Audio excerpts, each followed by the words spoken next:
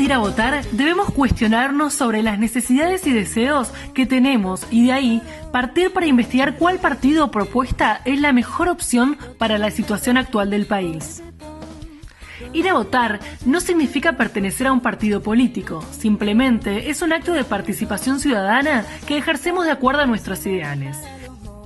En este informe te contamos quiénes son los candidatos presidenciales de Uruguay en estas elecciones nacionales de 2019. En junio, los uruguayos eligieron a sus candidatos a las elecciones presidenciales de octubre. La Corte Electoral informó que la participación en los comicios alcanzó el 40% y superó a las internas del 2014. El recuento de votos confirmó que la competencia electoral estará centrada en los tres grandes partidos tradicionales, con Daniel Martínez por el Frente Amplio, Luis Lacalle Pou por el Partido Nacional y Ernesto Talvi por el Partido Colorado. Pero ahora nos preguntamos, ¿quiénes son estos tres nuevos candidatos a la presidencia? El intendente de Montevideo, Daniel Martínez, llega como favorito en la interna del Frente Amplio. El oficialismo de Uruguay, el Frente Amplio, eligió al ingeniero y ex intendente de Montevideo, Daniel Martínez, un político que lleva su mate a todos lados, como si fuera una extensión de su brazo, y buscará con él llegar a la presidencia del país. Martínez, de 62 años, concretó de esta forma el amplio apoyo que tenía en la previa, ya que las encuestas lo daban con muchos puntos por encima de sus competidores. Ahora, el candidato tendrá el desafío de reemplazar a las figuras históricas del Frente Amplio, como el actual presidente Tabaré Vázquez, el ministro de Economía Danilo Astori y el expresidente José Mujica, que gobernó entre 2010 y 2015. Y llevar a su partido a un cuarto periodo de gobierno consecutivo. El político se presenta ante la población con un discurso coloquial en el que evita confrontarse con sus adversarios, tanto dentro como fuera del Frente Amplio, y con frases típicas de Uruguay como el "vamos arriba".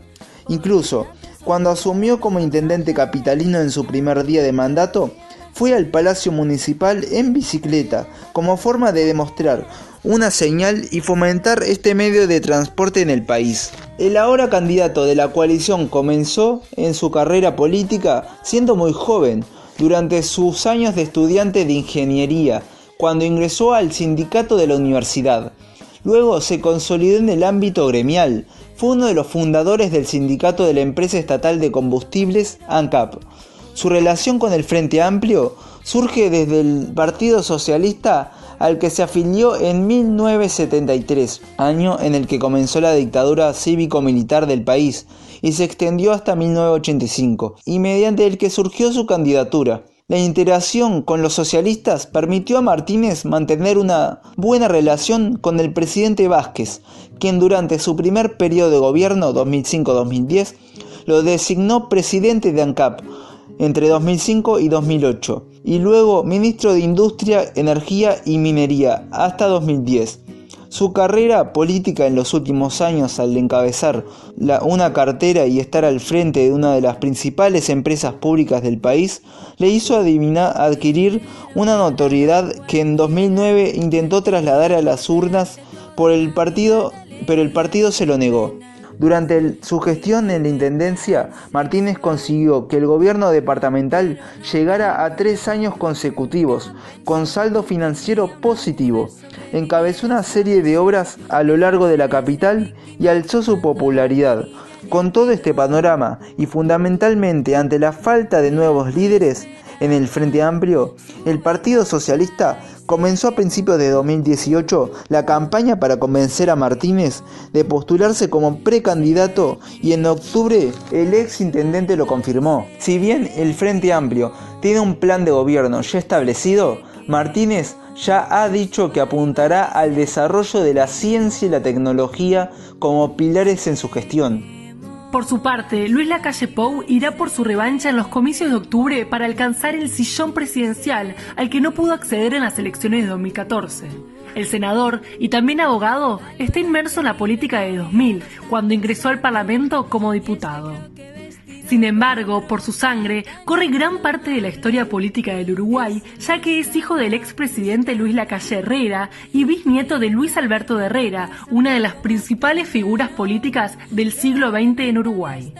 Lacalle Pou, de 45 años, confirmó de esta forma su favoritismo en las encuestas que durante toda la campaña electoral lo colocaron al frente de su partido varios puntos por encima de sus perseguidores. Al igual que en el año 2014, cuando instaló el concepto de por la positiva, el ahora candidato llevó adelante una campaña en la que evita los enfrentamientos tanto con sus pares como con sus opositores. Aunque tiene en la espalda un apellido de peso para el país, el senador optó como estrategia para estas elecciones abandonar sus raíces y que su eslogan de campaña fuera únicamente Luis.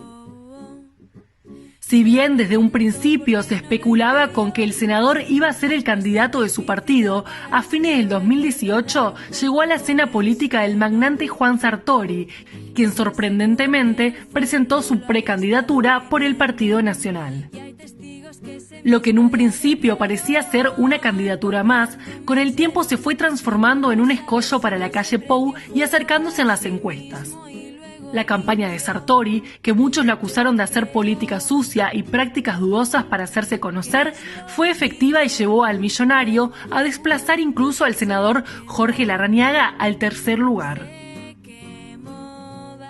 En contrapartida, Lacalle Pou fue uno de los objetivos de campaña sucia y durante los últimos meses se difundieron audios con noticias falsas, caricaturas insultantes e incluso encuestas falsas que atacaban al senador y lo acusaban, entre otras cosas, de irresponsable o drogadicto. Ahora, el desafío del líder nacionalista será vencer a la nueva cara del FA, el exintendente de Montevideo Daniel Martínez, quien tiene una estrategia política similar a él, ya que prefiere no ir al roce ni criticar a sus adversarios. Ernesto Talvi llega como favorito en la interna del Partido Colorado. Talvi fue el precandidato más votado dentro del Partido Colorado en las internas, derrotando al histórico Julio María Sanguinetti. El triunfo de Talvi, de 62 años, fue la gran sorpresa de la jornada electoral. De ahora en más, el candidato comenzará a trabajar por el triunfo de un partido que gobernó de manera ininterrumpida entre 1865 y 1919, hijo de un inmigrante macedonio y una inmigrante cubana.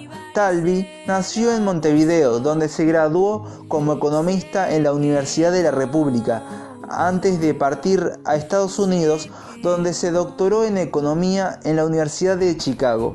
Entre 1990 y 1995, el candidato del Partido Colorado trabajó en el Banco Central del Uruguay, asesorando al equipo económico en sus relaciones con el Fondo Monetario Internacional, FMI, según cuenta su página web oficial, en la que se puede encontrar información personal y de su agrupación Ciudadanos.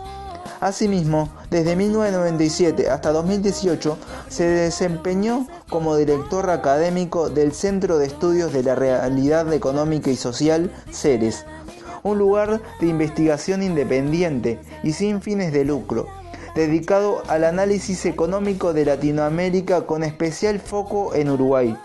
Su programa de gobierno, llamado Un Pequeño País Modelo, fue presentado el 24 de junio en un evento que fue transmitido por las redes sociales, las que fueron muy utilizadas por el economista durante su campaña. De hecho, fue por esa vía por la que pactó un debate televisivo con el precandidato de izquierdas oficialistas del Frente Amplio, Óscar Andrade, que se llevó a cabo el 13 de junio. Su trabajo con la idea de conquistar la presidencia, pero sabiendo que no será un camino fácil. Igualmente, buscará materializar el sueño que comenzó entre marzo y abril de 2018, cuando decidió presentarse en busca del relevo presidencial de Tabaré Vázquez. El voto es un derecho. Desde que cumplimos la mayoría de edad podemos ejercerlo. Este nos da la oportunidad de hacernos escuchar y de expresar nuestras opiniones, sugerencias e inconformidades. Votar es sin duda una de las decisiones más importantes que puede tener un ciudadano, por lo que debemos ser conscientes de la enorme responsabilidad que es ejercer el voto.